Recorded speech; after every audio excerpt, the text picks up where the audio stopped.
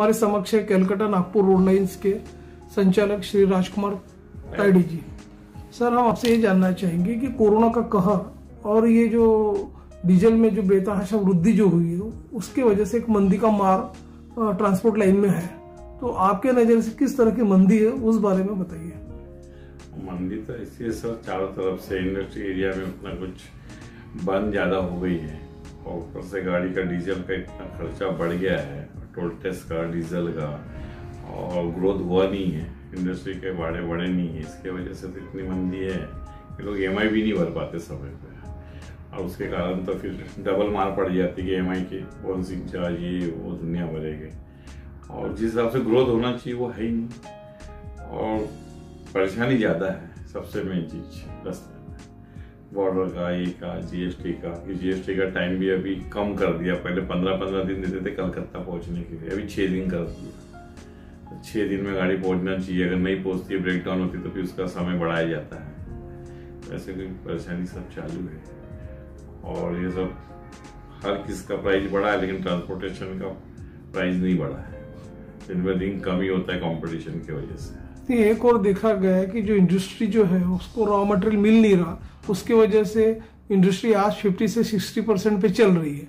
हाँ। ऐसे में लॉजिस्टिक टोटल पूरी तरह से ठप है, तो जो ट्रांसपोर्टर को जो फ्रेट मिलना चाहिए वो फ्रेट मिलता नहीं है, उसकी वजह से भी मंदी का दौर काफी बढ़ गया। मंदी का भी दौर, और ऊपर से क्या होता है कि दिन ब दिन गाड़ी बाजार में आती है, लेकिन इंडस्ट्रीज खुलती नहीं है, जो है वही है, उनका भी थोड़ा सा डाउन चल रहा है, और दिन ब दिन कस्टमर कोई गाड़ी ले लेता है, नहीं ये ले लेता है, उसकी वजह से भी मार हो जाती है। और जो कच्चे माल का भी आवक जावक था वो भी कम है, जैसे संतरे वगैरह चलते थे उतने हुआ नहीं, जो भी कच्चे माल का भी आयात ज्यादा हो नहीं रहा है, उसकी वजह से भी वो भी गाड़ी बाजार में ट्रांसपोर्टेशन में यहाँ आ जाती है। और काम कम है, गाड़ी ज्यादा है, तो उसकी वजह से उसका ग्रोथ हो ही नहीं रहा, दिन ब दिन डाउन हो जा रहा, खर्चे इतने बढ़ गए कि तुम्हारा मार्जिन निकलता ही नहीं है। पिछले वर्ष जब देखा गया कि लॉकडाउन था, कोरोना अपना चरम पर था, उस समय देखा गया काफी लॉस हुआ आप लोगों का।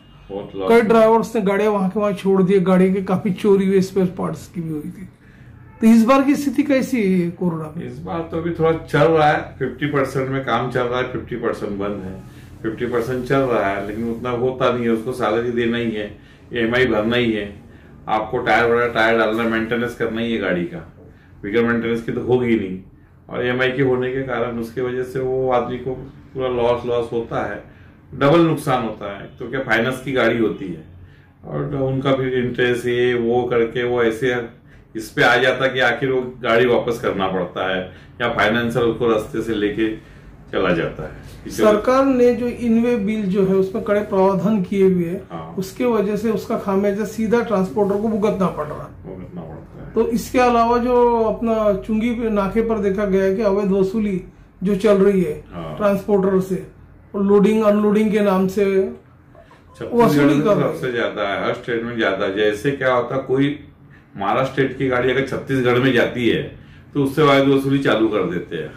वो स्टेट की गाड़ी नहीं है, बस दूसरे स्टेट का गाड़ी अपने इसमें आ गया कि उससे हफ्ता हर स्टेट में, हर ये राज्य में जाके पैसा वसूली होता है, 500 रुपए करके छत्तीसगढ़ पार करना पड़ता है। नहीं दोगे तो ये नहीं है, वो नहीं है, वो नहीं है, इसी हरासमेंट करके ड्राइवर इसी परेशान हो जाता है। तो 200-500 देके निकलने की कोशिश करता है वो, कि रुकेगा तो नहीं हो। कई ट्रांसपोर्टरों पे देखा गया कि एक उपासमारी का समय आ गया, कई लोगों को कर्जबाजारी हो गई, बेच डाले अपने वाहन, गाड़ियां बेच डाले। तो सरकार की तरफ से अभी तक कोई ठोस आश्वासन नहीं मिला। मैं तो अपनी गाड़ी बेचने के लिए निकाला था ना, खड़ी थी, तो बताओ होली के दिन चोरी हो गई। अभी बताओ उसी के लिए निकाला कि 2 पैसे चलो आगे किसी का कर्जा वर्जा दे दे, जो भी लेना देना कर देंगे। अब वो भी गाड़ी चोरी हो गई, FIR हो गई, FIR कॉपी मेरे पास है, सब है, इंश्योरेंस वाले को। अब ये सत्य की गाड़ी खड़े भी रखना गलत है कि वो भी चोरी हो जाती है, उसकी भी सिक्योरिटी नहीं। बीच में केंद्रीय मंत्री नितिन गडकरी साहब ने एक आश्वासन दिया था कि ये जो टोल नाके जो है 1-2 वर्ष में टोटली बंद हो जाएंगे, वाईफाई सिस्टम से जुड़ जाएंगे। तो आपको लगता है कि इसकी वजह से थोड़ी मंदी कुछ कम होगी? मंदी उसकी वजह से कम नहीं होती है। मंदी का ऐसा है कि ट्रांसपोर्ट लाइन में कोई रूल रेगुलेशन है ही नहीं, कोई भी आता कोई भी चीज करता, कोई डिसिप्लिन नहीं है, कुछ नहीं है, कुछ नहीं है, कुछ नहीं है। इसके वजह से तो यहाँ का सिस्टम ही खराब है, और कंपटीशन बढ़ना ही बढ़ना है। बेरोजगारी की वजह से किसी को कुछ समझ में नहीं आता, गाड़ी का धंधा उसको बहुत इजी लगता है, वो जाके फाइनेंस से गाड़ी उठा के लेके आ जाता है। उसको लगता मेरा 50,000 रुपये में काम चालू हो गया।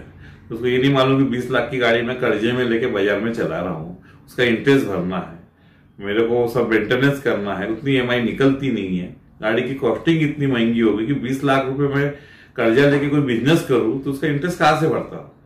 वो बाद में समझ में आता है 1 साल के बाद, जब गाड़ी के पेपर खत्म होते हैं, मेंटेनेंस पे आ जाती, वो मेंटेनेंस करेगा कि EMI भरेगा, उसके बाद में समझ में आता, देर हो जाती, वो फेल हो जाता बिजनेस में। ऐसा ही बिजनेस चल रहा है।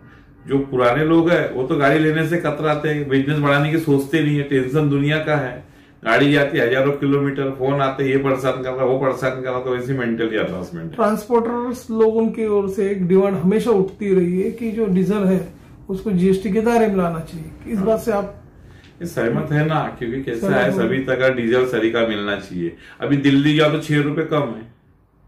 अब वो दिल्ली की गाड़ी यहाँ आएंगी तो 6 रुपए कम में भर के आएंगी, तो उसको तो कॉस्टिंग कम पड़ेगी। वो यहाँ से डीजल भरेगा 6 रुपए, फिर महंगा भरेगा, तो वो तो आने जाने का डीजल वहीं से भर के आते हैं। अगर उसको 200-400 लीटर अप डाउन में लगता है तो 400 लीटर की टैंक वहीं भर के आते हैं।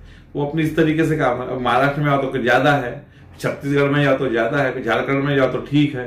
ऐसे हर राज्य में डीजल का भी फर्क 2 रुपए 4 रुपए कहीं 5 रुपए का है। एक ही जैसा हो जाए सब जगह, कोई टेंशन नहीं, कहीं भी डीजल भरे, कहीं भी कुछ करे। अब दिल्ली है तो आप भी जो डीजल ही है ना, वही डीजल दे रहे हैं ना, जो यहाँ का डीजल है वही दे रहे हैं ना, तो वहां क्यों सस्ता है? ट्रांसपोर्ट जो क्षेत्र है, देखा गया कि देश की अर्थव्यवस्था के लिए बहुत बड़ी रीढ़ की हड्डी माना गया। तो ऐसे में जो ट्रांसपोर्ट है उसको फिर से रिवाइव करने के लिए, वो मंदी को पूरी तरह से हटा के एक अच्छे दिन आना चाहिए, एक बूम आना चाहिए, तो उसके लिए सरकार ने क्या प्रयास करना चाहिए आपकी नजर से? मेरे नजर से तो ऐसा है सर कि सबसे पहले डिसिप्लिन और कानून लाना चाहिए।